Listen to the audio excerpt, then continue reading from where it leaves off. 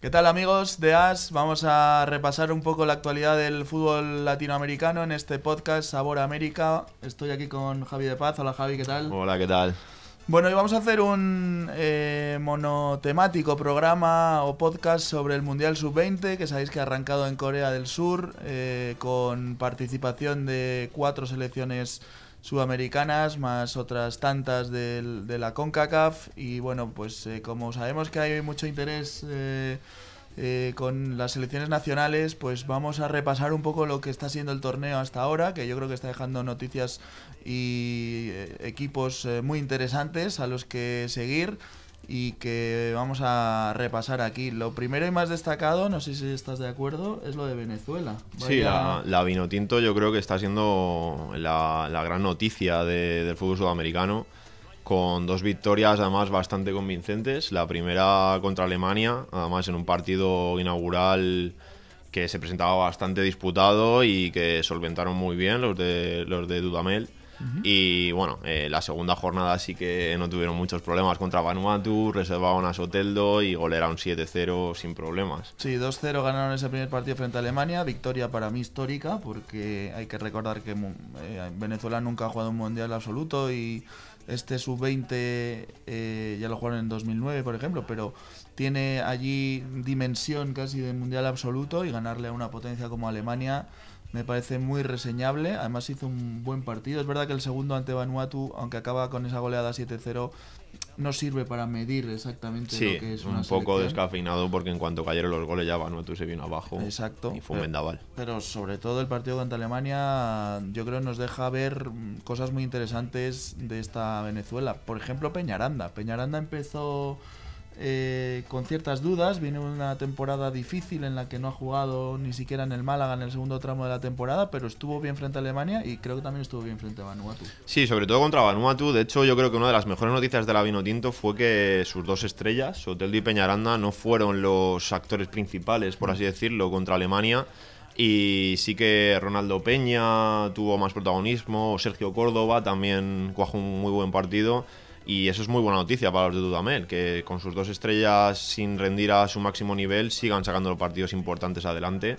Eso es una noticia que yo creo que les pone como uno de los candidatos. Sí, porque en realidad tiene más que sus 2 estrellas. Claro. Tiene un buen lateral derecho como es Ronald Hernández, tiene un mediocentro fabuloso que es Ángel Herrera, Lucena que hace un trabajo oscuro pero muy efectivo.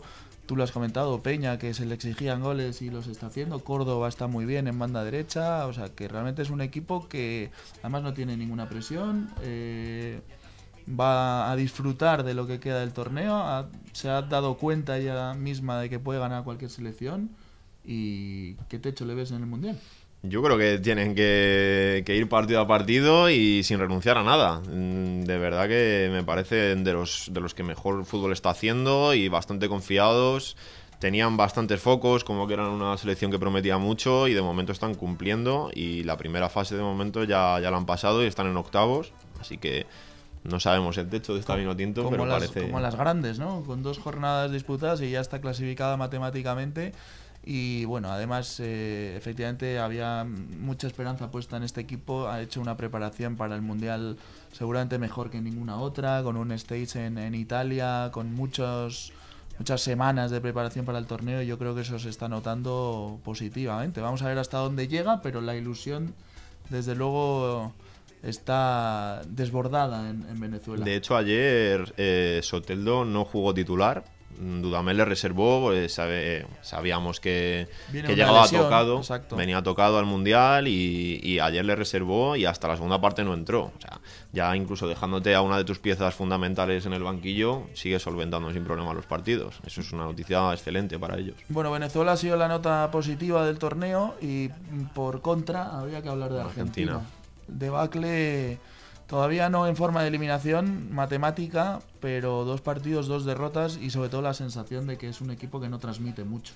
Sí, ante Inglaterra la verdad es que el partido fue bastante mal, 0-3 cayeron y sobre todo el punto negro de la expulsión a Lautaro Martínez por un codazo. Y contra Corea Corea del Sur, la verdad es que la primera parte fue horrible, 2-0 al descanso y Corea se fue al descanso merecidamente ganando. Y en la segunda parte sí que parece que hubo una reacción. El técnico decidió sacar a Chelo Torres, que fue el revulsivo, pero no fue suficiente. Mí, inexplicablemente suplente, pues es un equipo que no tiene mucho, y dejarte a tu máximo goleador, que ya había sido el máximo goleador en el Sudamericano, me parece un exceso que le pasó factura. Sí, fue un cambio de cara total en la segunda parte, pero ya demasiado tarde. Bueno, es una selección que había decepcionado en el Sudamericano, que se clasificó para el Mundial de Carambola en la última jornada y que ha tenido tiempo para mejorar algunos aspectos y sin embargo vuelve a dejar muchas dudas. Hay problemas serios en Argentina con las selecciones inferiores. No hay un patrón de juego claro. Hay muchos cambios de técnicos, de mentalidades. Tampoco los clubes dejan a los jugadores irse con las selecciones como pasaba anteriormente, por ejemplo, que sí que todas las grandes estrellas acudían. Y estamos viendo una Argentina muy decepcionante. Todavía puede clasificarse, tiene que ganar el último partido y a poder ser goleando a Guinea. Pero te quiero preguntar, por ejemplo, por algún futbolista. Lautaro Martínez venía tocado, con molestias, se llegó a pensar incluso que no iba a estar en el Mundial. Tuvo que forzar con él en el partido inaugural el técnico Úbeda y de repente se le va la cabeza y da ese codazo. Suelta un codazo y deja a Argentina al final con un hombre menos contra Inglaterra y claro, el segundo partido evidentemente se lo pierde por la sanción. Y lo que tú decías, es inexplicable que Úbeda no tire del Chelo Torres sin Lautaro Martínez, que era su mejor hombre. O sea, es un poco inexplicable también lo que está ocurriendo al albiceleste. La verdad es que es un poco extraño. Konechny, que es un buen jugador, también entró en el segundo partido, pero fue suplente en el primero. Para mí la mejor noticia es Colombato en el centro del campo, que está siendo el mejor jugador. Ascacíbar se espera mucho de él, pero tampoco es un jugador que vaya a dar fútbol. Es un 5 clásico argentino, pero le falta para mí un poco de creatividad. Y en líneas generales estamos viendo una Argentina muy plana y que igual se clasifica, puede hacerlo. Claro, digamos que casi la mejor noticia es que se clasifican los terceros y aún tiene opciones, si no ya estaría fuera de este Mundial. Incluso clasificando creo que no tiene opciones de ganar el Mundial, pero esto ya se verá. Otras dos selecciones sudamericanas que están participando en el torneo y que creo que lo están haciendo francamente bien, una es Uruguay, que ya ganó el Sudamericano Sub-20 y que creo que es una de las candidatas a hacerse con el título. ¿Qué te está pareciendo Uruguay? Uruguay, la verdad es que la primera jornada fue la que mejor sensación me dejó, porque de hecho, bueno, su estrella a priori, que es Rodrigo Amaral, estaba en el banquillo, pero Uruguay asedió la puerta italiana y solo el portero italiano Zacaño salvó el partido para un penalti a De la Cruz y dejó bastantes aspectos positivos, tanto De la Cruz como Amaral, como el Chapacase. Hicieron un buen partido y el 1-0 yo creo que se quedó corto. Es una victoria más que merecida de la Celeste en la primera jornada. Sí, tiene un equipazo. Es que ya no es que sea 1 o 2 muy buenos, es que hay 8 o 9 que son muy buenos. Sí. Tú lo has dicho, Chapacase, Bueno, Betancur, sí, el propio Betancur, que no hizo mucho, pero Amaral saliendo desde el banquillo mete el gol de falta frente a Italia, que es escandaloso. Sí. Y con todos los problemas que hay en torno a Amaral, que es un jugador que ya sabemos que no está jugando en Nacional, él ha declarado que se quiere marchar y por lo tanto está al margen del equipo. Y eso, añadido a los problemas físicos evidentes que él tiene, es un jugador con sobrepeso, hay que decirlo, pero tiene una zurda descomunal, ¿no? Yo creo que es una de las zapatazo que se sacó para salvar a la Celeste en la primera jornada ya lo dice todo. No jugó el segundo partido por lesión frente a Japón. Vamos a ver si está ante Sudáfrica, pero sobre todo pensando a largo plazo, yo creo que en la segunda fase Uruguay tiene cartas de todo tipo de las que poder tirar en cualquier cruce y creo que va a llegar lejos. No sé si estás de acuerdo. Sí, yo creo que tanto Uruguay como Venezuela son claras candidatas a llevarse el torneo y seguramente lleguen muy lejos. Y la cuarta sudamericana es Ecuador, que empató a 3 en el primer partido, lo tenía prácticamente hecho hasta el descuento. Contra Estados Unidos. Llegó a ponerse 2-0 por delante muy pronto, le empataron, llegó a ponerse 3-2 y al final le empatan en el descuento. En la última jugada del partido lo tenía también hecho Ecuador. Sobre todo muy buen papel de Brian Cabezas. Buen jugador. Sí. Y lo que tú dices, al final le empatan un 2-0, consigue volver a ponerse por delante y solo en la última jugada del descuento, ahí es cuando Estados Unidos consigue empatar y rascarle el empate, pero yo creo que Ecuador dejó también buenas sensaciones. Sí, En defensa no, pero en ataque bastante bueno. Eso te iba a comentar, es un equipo que tiene mucha facilidad para hacer goles. Ya fue así en el sudamericano que organizaron y que sirvió de clasificación. Es un equipo que esté quien esté enfrente tiene potencial arriba como para hacerle mucho daño.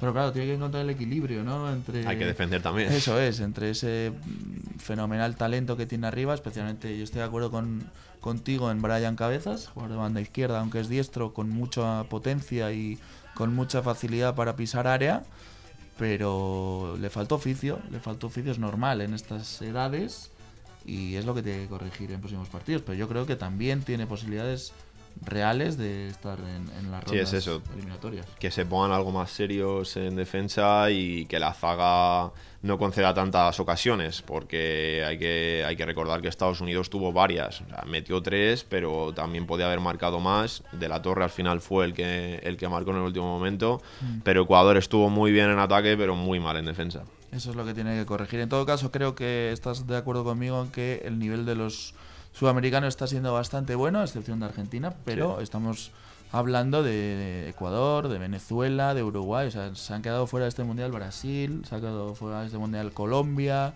no está Chile. O sea, que realmente las que les han impedido estar en este mundial de Corea lo han hecho porque tienen. Sí, están demostrando por qué. Y lo están demostrando en un mundial que parece que es evidentemente el lugar donde tienen que hacerlo.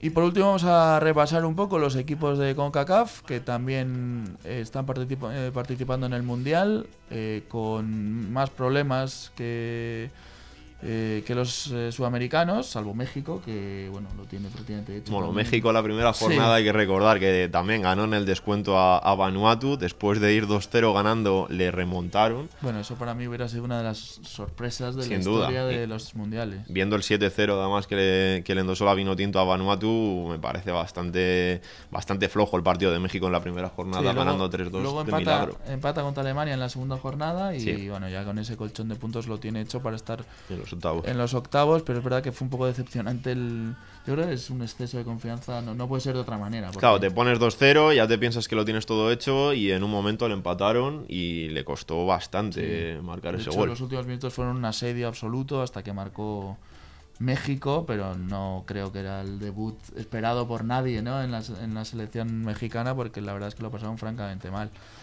Y las otras selecciones, bueno, aparte de Estados Unidos, Honduras, que cayó 3-0 frente a Francia.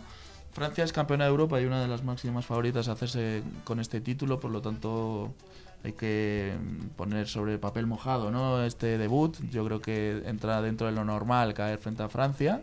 Sí, no se esperaba que se llevara los 3 Sí, puntos. además marcó pronto con un golazo de falta Francia y luego, bueno, pues jugó bastante a placer. Aunque tuvo alguna opción Honduras, jugó muy bien vuelto, por ejemplo, el delantero del Tenerife, que creo que es de lo mejor de esta selección catracha, pero es un grupo en el que yo creo que se puede clasificar porque luego tiene rivales asequibles y para mí ya estar en octavos para una selección como la hondureña, que hizo una muy buena clasificación. Sí, ya es su objetivo y su éxito. Tampoco se le pide que llegue a las semifinales. O sea, es un equipo que lo que tú has dicho, contra Francia evidentemente no podía plantar mucha más cara y yo creo que con quedar en octavos de final y hacer una clasificación digna, creo que está bastante bien. Hay que recordar que se metió segunda en el grupo, en el clasificatorio de la CONCACAF, perdiendo por penaltis contra Estados Unidos en la final. O sea que realmente es un equipo que va a dar que hablar. Y ya digo que este debut frente a Francia pues no es reflejo de lo que va a suceder en el Mundial. Y luego, por último, hay que hablar de Costa Rica. Costa Rica, ¿tú has visto los partidos? Sí, bastante flojo contra Irán, que de hecho ganó merecidamente contra la selección tica en la primera jornada.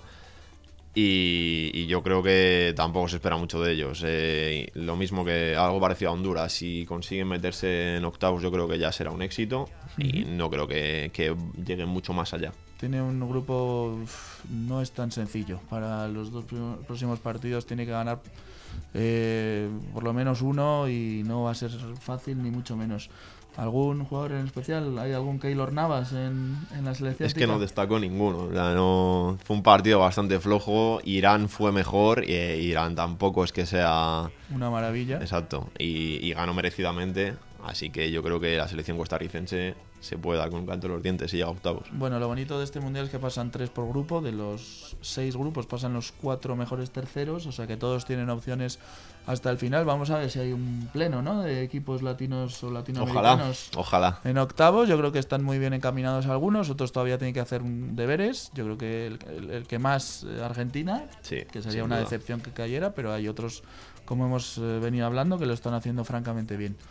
Así que nada, Javi, un placer. Igualmente, Aritz. Y nada, seguimos hablando del Mundial Sub-20, del resto de torneos con clubes y selecciones latinoamericanas en este podcast que espero que os guste, Sabor América, y nos vemos en la siguiente. Adiós. Un saludo.